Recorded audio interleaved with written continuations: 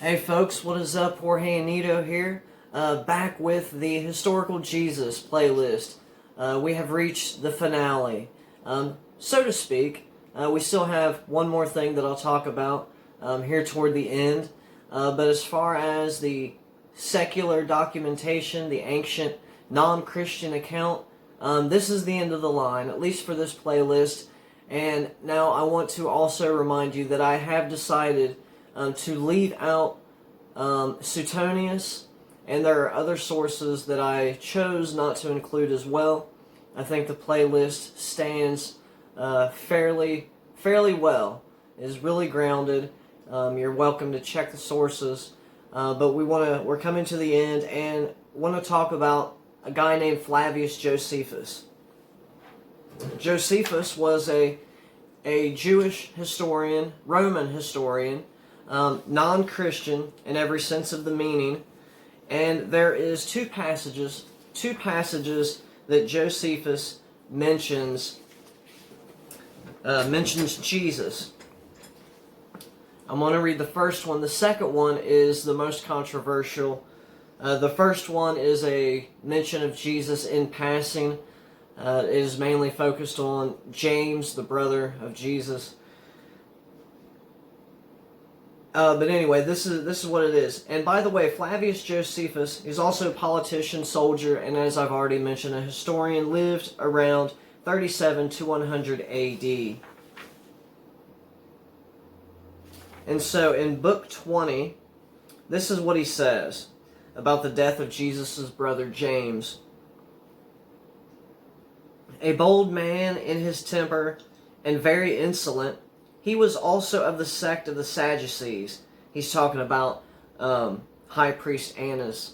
A bold man in his temper, very insolent. He was also the sect of the Sadducees, who are very rigid in judging offenders above all the rest of the Jews, as we have already observed. When therefore Annas was of this disposition, he thought he had now a proper opportunity to exercise his authority. Festus was now dead. Albinus was but upon the road, and so he assembled the Sanhedrin of judges, and brought forth before them the brother of Jesus, who was called the Christ, whose name was James, and some others, and he delivered them to be stoned. This is Josephus' account of how James, brother of Jesus, met his fate. He was stoned by the Sanhedrin. And so that's the first passage. It just briefly mentions Jesus as a brother of James.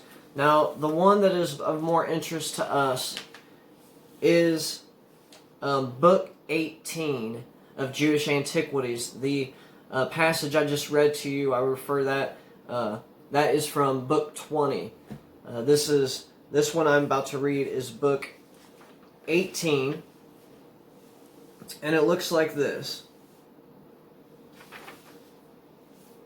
At this time there appeared Jesus, a wise man, if indeed one should call him a man, for he was a doer of startling deeds, a teacher of people who received the truth with pleasure, and he gained a following both of many Jews and among many of Greek origin. He was the Messiah, and when Pilate, because of an accusation made by the leading men among us, condemned him to the cross, those who had loved him previously did not cease to do so, for he had appeared to them on the third day, living again, just as the divine prophets had spoken of these and countless other wondrous things about him. And up until this very day, the tribe of Christians named after him has not died out. This, my friends, is most likely a Christian interpolation, and I'll be one of the first to admit it. It is what it is. This is not the actual words of Josephus, and any reputable historian, Christian or otherwise, I think will say the very same. It is a sad thing, but that's the reality of it. But that doesn't mean that we can't get to Josephus's actual words, and that is what historians have tried to do. Paul Mayer, Mike Lacona, some of these guys who discuss this in great detail. But Meyer offers his take on what the authentic Josephus passage should actually look like. And this is what scholars are comfortable with. This is what scholars are comfortable with saying that, you know what, this looks like a reference to Jesus that is quite plausibly from the hand of Josephus, non-Christian account. Non-hostile, but definitely secular and non-Christian nonetheless. And this is what the original words should look like. At this time there appeared Jesus, a wise man, for he was a doer of startling deeds, a teacher of people who received the truth with pleasure, and he gained a following both among many Jews and among many of Greek origin. And when Pilate, because of an accusation made by the leading men among us, condemned him to the cross, those who had loved him previously did not cease to do so. And up until this very day, the tribe of Christians named after him has not died out. My friends, if you'll recall in the former passage, the interpolation, some of the things that would raise red flags were that Josephus, being a Jew, a practicer of the Jewish faith, Jewish religion, it would be very odd for him to outright call Jesus the Messiah, as the former passage had mentioned. It would be very odd that he affirmed the resurrection, being a Jew, that he had risen on the third day. It would be very strange that he would say this man was the one whom the holy and divine prophets mentioned in the scriptures.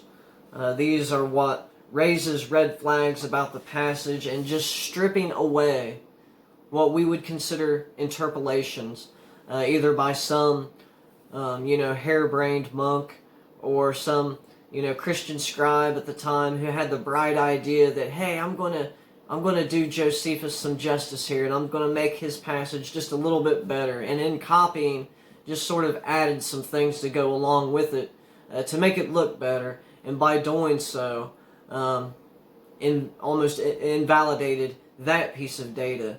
But as I have said, we're able to strip down those interpolations and get back to the original, the one that I just read, the latter passage.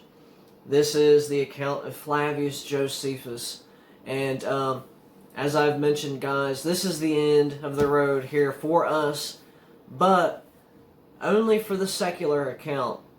I will be doing another video which I'll title The Addendum, the Historical Jesus Addendum. And in this upcoming video, we will be introducing two pieces of archaeological data that blow the Jesus mythicism argument out of the water. I mean, it's indisputable. You'll want to stick around for this. It's very, very intriguing, very compelling. And so, guys, thank you for journeying with me. And stick around, because there's still more to come.